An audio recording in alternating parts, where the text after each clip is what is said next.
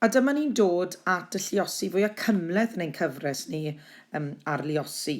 Mae gen i 3.6 a ni'n mynd i lluosi hwnna gyda 4.3. Felly i ddechrau, newn ni ddosrannu'r rhifau. Felly mae gen i 3 a 0.6 ac yna mae gen i 4 a 0.3.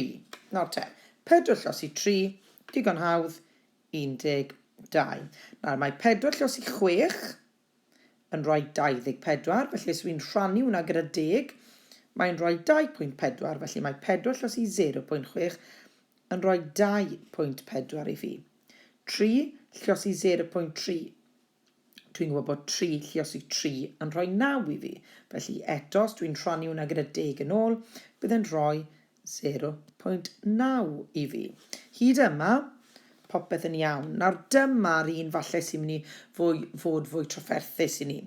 Felly petai ni'n gweud 0.6 lluosi 3, bydde hwnna'n rhoi 1.8 i fi. Ond dwi ddim yn defnyddio 3, dwi'n defnyddio 0.3 sy'n golygu bod fi rannu fe gyda 10, sy'n meddwl bod 0.6 lluosi 0.3 yn rhoi 0.18 i fi. Nawr yn syml amser adio i fyny.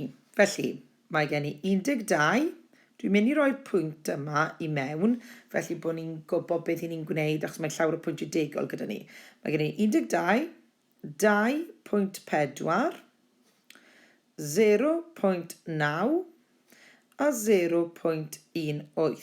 Nawr te, os fi'n adio hwnna i fyny, mae gen i 8, 9 a 1 rhoi 10, a'r 4 arall, mae hwnna'n mynd yn 14, felly mae fi gosod yr 1 yn colofn yr unedau.